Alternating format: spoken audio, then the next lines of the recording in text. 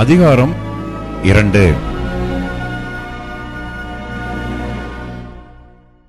ஐயோ! ஆண்டவர் தமது கோபத்தில் சீயோன் குமாரத்தியை மந்தாரத்தினால் மூடினார். அவர் தமது கோபத்தின் நாளிலே தமது பாதபீடத்தை நினையாமல் இஸ்ரவேலின் மகிமையை வானத்திலிருந்து தரையிலே விழத்தள்ளினார்.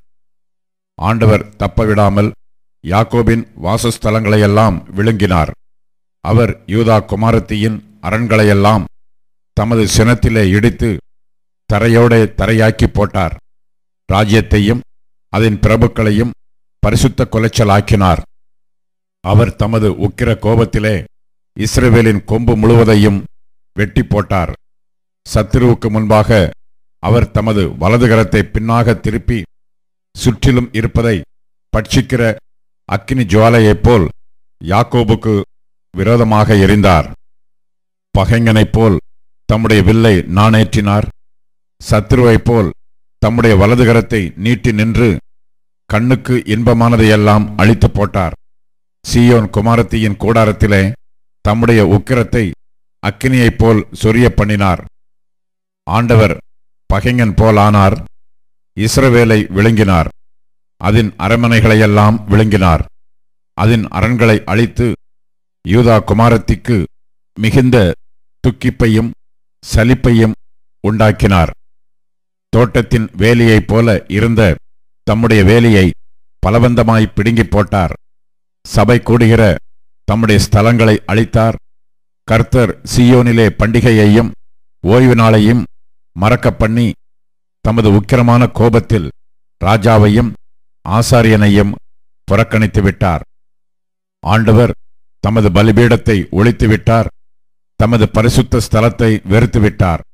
அதனுடைய அரண்மனைகளின் மதில்களை சத்துருவின் கையில் ஒப்புக் கொடுத்தார். பண்டிகை நாளில் ஆரவாரம் பண்ணுகிறது போல் கர்த்தரின் ஆலயத்தில் ஆரவாரம் பண்ணினார்கள்.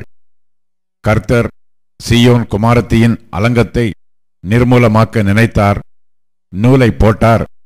அழிக்காதபடி தம்முடைய கையை அவர் முடக்கிக் கொண்டதில்லை. அரணிப்பையும் அலங்கத்தையும் புலம்பச் செய்தார். அவைகள் முற்றிலும் பெலனற்று கிடக்கிறது. அவள் வாசல்கள் தரையில் அமிழ்ந்திக் கிடக்கிறது. அவள் தாழ்பால்களை முறித்து உடைத்து போட்டார். அவள் ராஜாவும் அவள் பிரபுக்களும் பிரஜாதியாருக்குள் இருக்கிறார்கள். வேதமும் இல்லை. அவள் தீர்க்கதரிசிகளுக்கு கர்த்தரால் தரிசனம் கிடைக்கிறதுமில்லை. சீயோன் குமாரத்தியின் மூப்பர்கள் தரையில் உட்கார்ந்து மௌனமாய் இருக்கிறார்கள். தங்கள் தலைகளின் மேல் புழுதியை போட்டுக்கொள்கிறார்கள். இரட்டு உடுத்தி இருக்கிறார்கள். எருசலேமின் கன்னியர்கள் தலை கவிழ்ந்து தரையை நோக்கிக் கொண்டிருக்கிறார்கள். என் ஜனமாகிய குமாரத்தியின் நொறுங்குதலின் நிமித்தம் கண்ணீர் சொரிகிறதினால் என் கண்கள் பூத்துப் போகிறது. என் குடல்கள் கொதிக்கிறது. என் ஈரல் இளகி தரையிலே வடிகிறது. குழந்தைகளும் பாலகரும் நகரத்தின் வீதிகளிலே மூர்ச்சித்து கிடக்கிறார்கள்.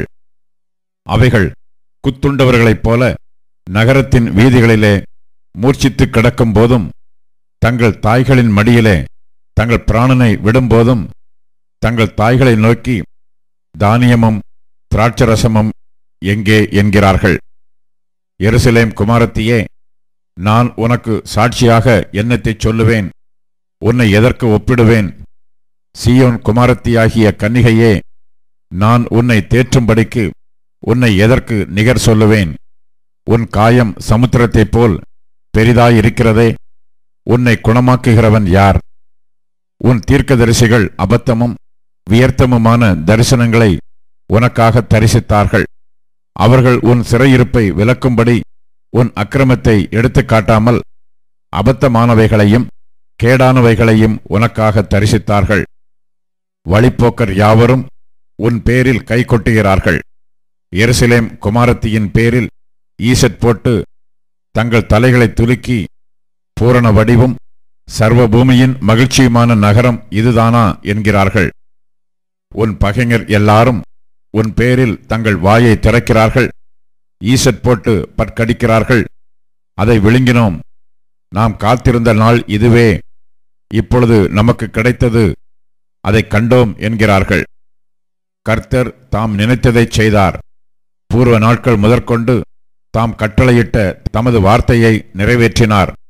அவர் தப்பவிடாமல் நிர்மூலமாக்கி உன்மேல் பகைஞன் சந்தோஷிக்கும்படி செய்தார்.